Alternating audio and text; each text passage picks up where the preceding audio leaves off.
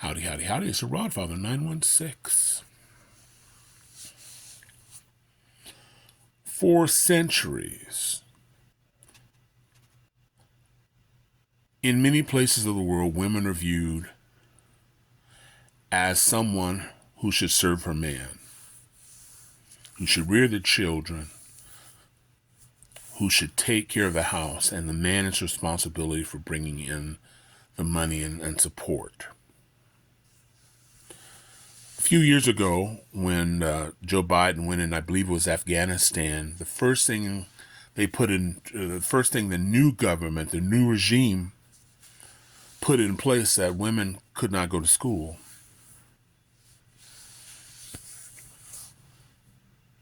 It was against the law for them to go to school, to get an education. And in 2025, that's still true in many places in the world. Yes, in 2025.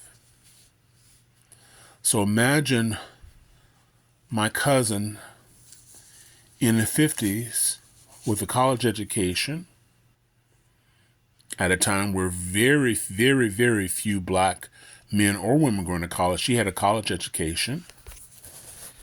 After a few years, she moved to Chicago. She moved to Los Angeles, where she got a job with LA County, making I think like $16,000 a year, which was a lot of money. Years later, she was promoted, and by the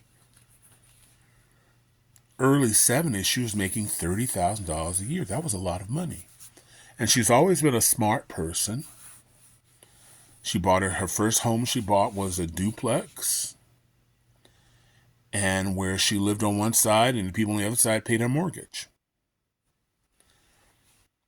She dated, but she was unsuccessful finding a husband. Don't know why. She didn't share that part of her life with me. Meanwhile, she has family members in the Midwest and on the West Coast making fun of her, mostly women, because she's not married. Yet she's successful. She makes more than most of the men in the family now. And you have all this money, you have all this life, but you ain't got no man. Your life is nothing. You can buy all the pretty clothes you want, but it don't mean nothing if you don't have them in front of a woman to dress. She remembers that like for 20, 30 years. So years later, I meet her. I'm about 15, 16 years old. I meet her. She comes up. Our family's fairly large. And we were talking, and she encouraged me to go to college. I didn't think I could leave. I thought I would be in the city I lived in for the rest of my life, taking care of family members. That's what I believe. And she goes, no, you have a life. You have a dream. And from that point forward, I started thinking differently.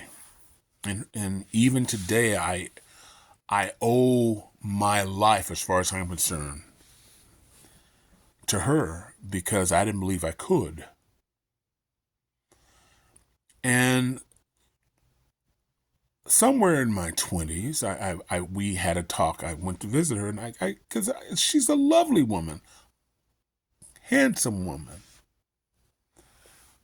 And I wondered, I never questioned why she married or anything, but I wondered how the ridicule and the jokes, the jokes were ongoing. That they make fun of her for not being married. They'd go on about her possessions. I said, how did that make you feel? And this woman, who normally looks at everybody direct, straight on, looked away, and I could see tears in her eyes. And so I kind of backed down. Like, last thing I wanted to do was make her cry. And I said, look at the family. On both sides, we know women who are getting the shit kicked out of them on a regular by their husbands. I say I know of people in my family right now are fighting a woman in the street because her man looked at her, but the man is not working. He hasn't claimed her, hasn't claimed the kids. And she's fighting another woman. And I said, wasn't one of your sisters cut by her husband? She didn't answer. But I said, look at your life. And what a life she's had. I mean, she's traveled the world. She's dated people. She dated a Turk. She dated a Frenchman. And that was a no-no in our family. Dating outside your race, you need to find you a black man, a man of God. But she had a full life. The only thing that she didn't have was a man committed to her on paper, or they're committed to each other on paper. She didn't have that. But her life was full. She loved Chevys, and she bought a new Chevy with every option imaginable for years. Every few years, she'd see one. She'd see a color. She just went one day and she goes, I walked in. I saw the color. I said, write it up. I'm going to trade this one in. And she said, I did that on my lunch. Because I called him. I saw that car in the morning. And by the afternoon, I had that car. I don't have that freedom today. And I think it was jealousy. I think she was ahead of her time. Because I encourage my daughters, my girls, my nieces, my cousins, my female friends to get an education. Don't rely on somebody else. Because when people know you're relying on them, even as a good friend, they treat you differently. They don't have to respect you because you're in their house on their dime. But there's a song that says, God loves, or something about having your own. See, my brain just shut down. But having your own money, having independence to say, you know what? I've probably been here too long. Let me get my apartment or get me a room, and we'll have lunch over the weekend. But when you're depending on somebody, you do have to watch what you say, how you say it, how you live. Now, is everybody like this? Absolutely not. I have stayed with wonderful people, but in the back of my mind, I know that's a possibility. So the last thing I'm going to do is quit my job. I'm going to have my own money. So if push comes to shove, I can buy myself a room until I'm able to save up my money. But imagine being dependent on someone. I've seen women treat people horribly. And they justified it because you're staying because I allow you to stay with me. So a marriage where you're dependent on a man, that's why you got beat up.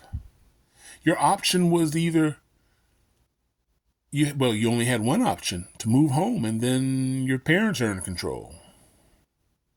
But if you have an education, and that's why women are being challenged in this country. The white supremacists have white women in the top 5 or top 10. Educated white women are a threat to insecure men. Educated black, Mexican women are a target for insecure black and Mexican men. And that's okay, because you don't want someone to be insecure. You want someone who could stand with you, stand tall with you, reinforce that in your children that, you know what? You're part of a team. So if your wife is making $100,000 more than you, that doesn't make you less of a man. She chose you, and you chose her. But for somehow, in 2025, you still see these on TikTok. Right after you probably see this video, some girl is beating up another girl because her man looked at her.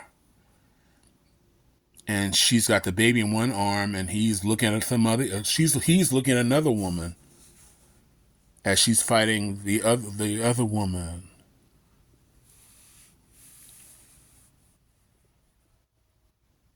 Really? Really? Is that what you think of yourself? You want somebody to claim you. Don't have a child with somebody because they want to have a child. I'm sorry, that's a woman thing. He may say, I want a baby, but look around. How many men do you see with their young children at the mall? In restaurants? It's usually the woman with all of her kids alone. Or if she's there, he's not helping her with the kids and getting mad at her because she's overwhelmed. Is that worth it? Just a thought. This is Rodfather 916. Of the song, God loves a child that's got its own. That's the song. And that's the truth. Have your own. The question I have is, why do women beat up on other women for men who won't claim them? But that's going to be another video. Why? Is that part of the you're nothing without a man? I don't know. This is Rodfather, wishing everybody love, joy, peace, and happiness. Thanks for watching. I'd love to hear from you. Bye now.